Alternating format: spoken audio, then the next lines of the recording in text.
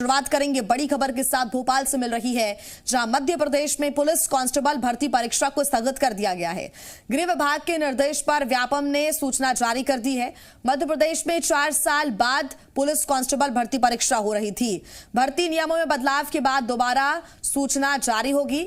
Madhya Pradesh police में constable के 4200 पदों पर भर्ती होनी है, लेकिन अब इसको स्थगित कर दिया गया है। 4 साल बाद पुलिस कांस्टेबल भर्ती परीक्षा आयोजित की जा रही थी। भर्ती नियमों में बदलाव के बाद दोबारा अधिसूचना जारी होगी कि आखिर कब भर्ती परीक्षा होनी है। तारीखों का ऐलान हो सकता है, पैटर्न का ऐलान हो सकता है, लेकिन अभी फिलहाल जानकारी मिल रही है कि इसको स्थगित कर दिया गया है, पोस्टपोन कर दिया गया है। हालांकि आगे कब परीक्षा होगी इसके बारे में जानकारी नहीं है, लेकिन जब नियमों में बदलाव होंगे उसके बाद एक बार फिर सूचना जारी की जाएगी।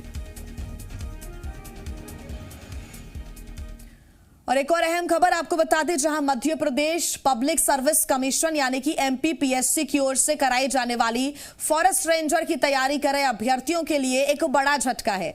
आयोग ने परीक्षा में शामिल होने के लिए आयु सीमा बढ़ा दी है। इस बार प्री परीक्षा में शामिल होने के लिए अभ्यर्थियों की अधिकतम आयु सीमा 33 साल कर दी गई है और उम्र की गणना 1 जनवरी 2021 से की जाएगी। यानी 2 जनवरी 1988 से पहले जन्मे अभ्यर्थी इसमें शामिल नहीं हो सकेंगे। आयोग के फैसले से करीब 10 से 15 हजार तक अभ्यर्थी परीक्षा में शामिल नहीं हो पाएंगे। बता दें आपको कि यह परीक्षा करीब 4 साल बाद आयोजित होने जा रही है। पिछली बार अभ्यर्थियों को आयु सीमा में छूट दे दी गई थी।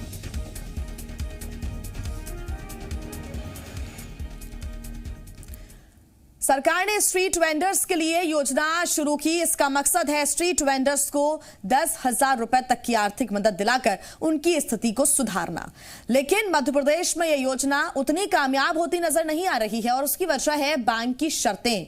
बताया जा रहा है कि बैंक आवेदकों के लोन, खराब सिविल स्कोर, डिफॉल्टर परिजन और खाता मेंटेन नहीं होने से अब उनको लोन नहीं मिल पा रहा है। लोन उनका रिजेक्ट किया जा रहा है। हालात ये हो गए हैं कि प्रदेश में लगभग 9 लाख लोगों ने आवेदन किया था। इनमें से महज 2 लाख लोगों के लोन ही पास हो पाए हैं।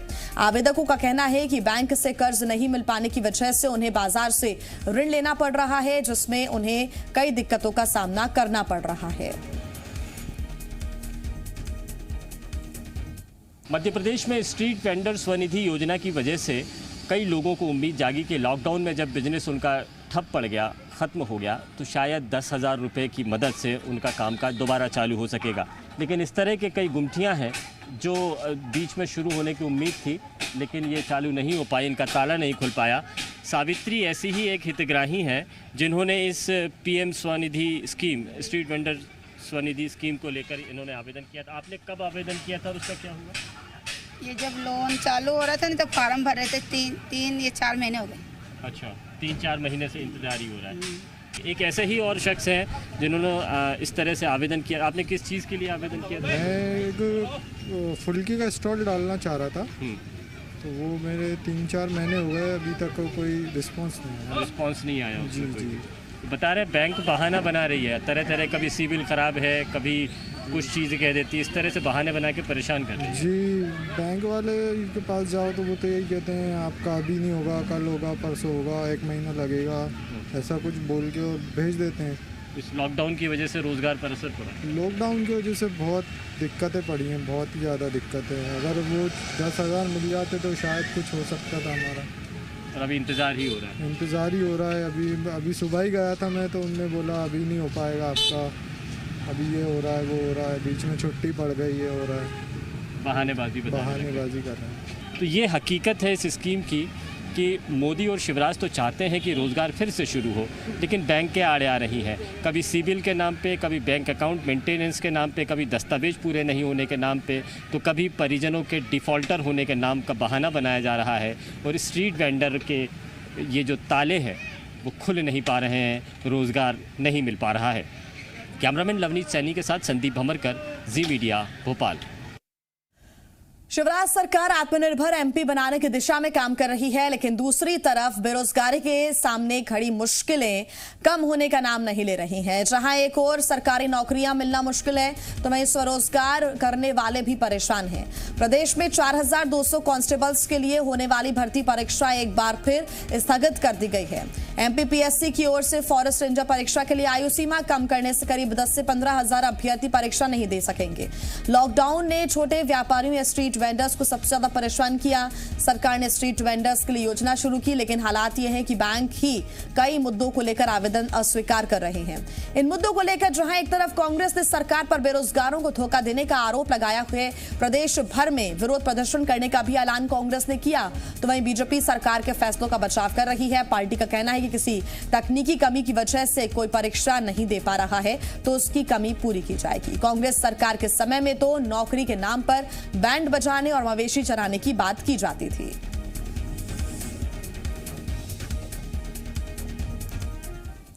कोई गारंटी सरकार की नहीं थी, सिर्फ वाहवाही करने के लिए जनता के धन का दुरुपयोग क्यों किया गया स्पष्ट है। भाषण का शासन मध्य प्रदेश में चल रहा है। कांग्रेस पार्टी जनता के बीच में जाएगी और इनका चेहरा दिखाएगी कि किस प्रकार से सिर्फ मुंह चलाना जानते हैं, सरकार चलाना नहीं जानते।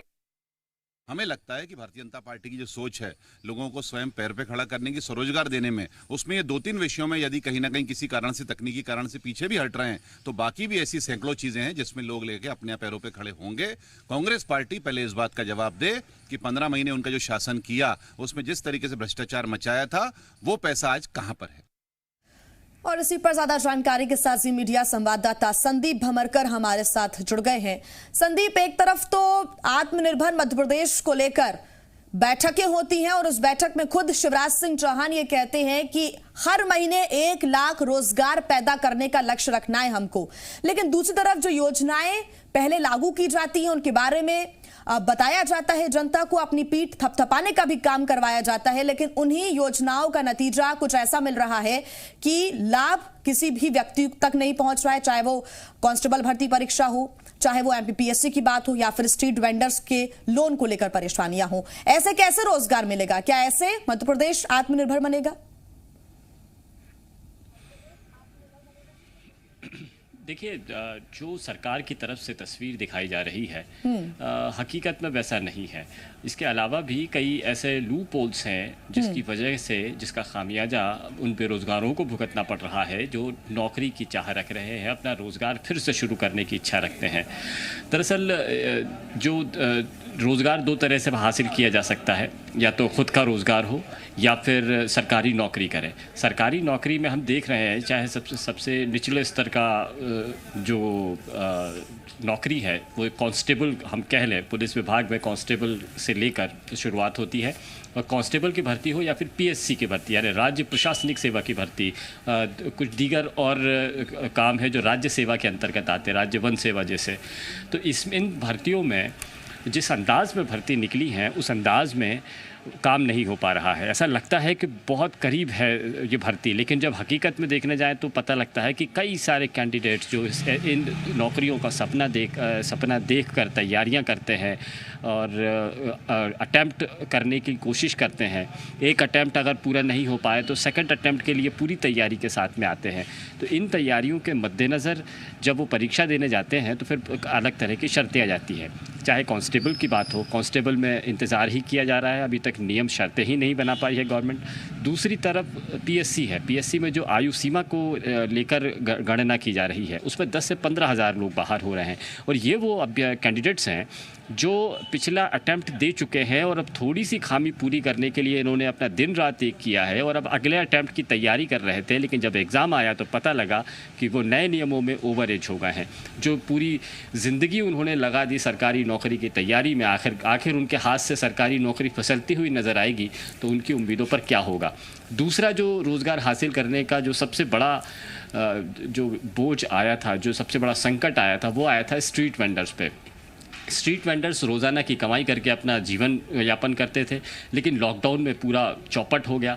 किसी तरह उन्होंने कर्ज लेकर या जमा पूंजी जो भी थी उससे अपना गुजारा करने की कोशिश की, लेकिन वो सब ख़त्म हो गया, ख़राब हो गया, बेकार चला गया, ख़त्म भी हो गया। रोज़गार को दोबारा शुरू करना है तो उनको एक जमा पूंजी चाहिए, और सरकार ने जब ये उम्मीद दिलाई कि स्ट्रीट वेंडर योजना के ज़रिए, स्वनिधि योजना के ज़रिए उनको बैंक लोन दिया जाएगा, लेकिन बैंक इसमें ऐसे आड़े आ गए हैं कि उनको लोन नहीं मिल पा रहा है। पहले तो ये वैसे ही गरीब हैं, इनको बैंक अकाउंट मेंटेन करना ही काफ़ी मुश्किल हो रहा था। दूसरी तरफ दस्तावेजों की पूर्ति नहीं हो रही है। सिबिल की तरफ ये वर्ग कभी ध्यान ही नहीं रखता है कि सिबिल को किस तरह से मेंटेन करना चाहिए। 1-2 EMIs को भी ज़ाया नहीं होने देना चाहिए, नियमित रूप से करें, बैंक अकाउंट मेंटेन करके रखें, पिछले लोन्स जो हैं वो पूरे रखें। कई तो लोग तो ऐसे हैं जिन्होंने परिवार में अगर कोई डिफ़ॉल्टर है तो उनका लोन भी नहीं किया गया। तो ये ऐसा लगता है कि बिल्कुल सामने नौकरी है, सामने रोज़गार है, लेकिन हकीकत में वो सारा का सारा छिटकता हुआ नज़र आता है। तो ये निराशा का एक नया दौर है, और ऐसा नहीं है कि ये सब सरकारी मंशा नहीं है। सरकार की मंशा है कि सब ये कुछ हो जाए, लेकिन जब नियम कायदे बनाते वक्त में नियम इस तरह से बना दिए जाते हैं कि बहुत बड़ा वर्ग एक वंचित हो जाता है, तो अब सरकार दोनों ही काम कर सकती है। जैसा पिछला PSC संदीप, ये वही बात लगती है कि अगर आप कोई सामान बाजार से लेने के लिए जाते हैं और जब सामान आप खरीद लेते हैं, आपको अच्छा लगता है, उसके बाद दुकानदार आपको कंडीशन अप्लाई वाली तमाम चीजों को पढ़वाता है, नियम कानून बताने लगता है, और फिर आप सामान नहीं ले पाते। स्वाभाविक सी ये बात है कि विपक्ष हमलावर जरूर होगा, ऐलान भी किया है कि हल्ला बोलेगा और हल्ला बोलने की तैयारी है, निशाना साध रहा है विपक्ष। और हमेशा ये देखने को मिलता है कि जब भी सरकारी योजनाओं का लाभ नहीं मिल पाता है लाभान्वितों को, या फिर जो लोग हैं जिन्हें रोजगार शुरू करना है उनको अगर लाभ अभी भी नहीं मिल पा रहा है, तो हमेशा तकनीकी खामियां बताकर सरकार अपने हाथ खड़े कर लेती है, और वही स्थिति अभी देखने को मिल रही है। बिल्कुल, और ऐसा नहीं है कि सरकार के हाथ में नहीं है स्थिति। जैसा पिछला PSC के एग्जाम में किया गया था, आयु सीमा में ढील दी गई तो बहुत सारे अभ्यर्थियों को मौका मिला, और उसमें से कई सारे सिलेक्ट भी हुए, अपनी सरकारी नौकरी का सपना पूरा कर पाए। कांस्टेबल भर्ती 4 साल बाद में निकली है, और अब 4 साल बाद में उनको एक बार फिर से जो पिछली तैयारी कर रहे थे, पूरी फिजिकल टेस्ट और रिटन टेस्ट वगैरह क्लियर करने के लिए उन्होंने जी जान एक लगा दिया। अब उनको नौकरी मिलने का वक्त आया तो फिसलती जा रही है। तो बिल्कुल आप ठीक कह रहे हैं कि सब कुछ सामने है, लेकिन कंडीशन अप्लाई करके एक ऐसा स्टार लगा हुआ है जिसमें ये बहुत सारे अभ्यर्थी जो पिछली दफ़ा एग्ज़ाम दे चुके हैं, अभी बिल्कुल उनको मुहाने पर खड़े हैं, आयु सीमा बाहर हो सकती है। ऐसे में अगर नौकरी की तारीखें बदलती जाएंगी, भर्ती तारीखें आगे बढ़ती जाएंगी, तो इन पर बुरा फर्क पड़ सकता है। दूसरी तरफ इन पर भी ध्यान देना होगा कि जो आत्मनिर्भर मध्य प्रदेश का जो सपना देखा गया था वो ज़मीन पर पूरा होना भी चाहिए। पिछले दिनों मुख्यमंत्री ने नाराज़गी भी जताई थी बैंकों के इस रवैये पर, और कहा था कि वो केंद्र में भी शिकायत करेंगे। तो अब वक्त आ गया है कि सख्त इस पर कार्रवाई होनी चाहिए, ताकि ज़रूरतमंदों को सरकार अपनी मदद पहुंचा पाए। बिल्कुल संदीप, आप बने रहिए हमारे साथ, आगे आपसे अपडेट्स हम लेंगे। तो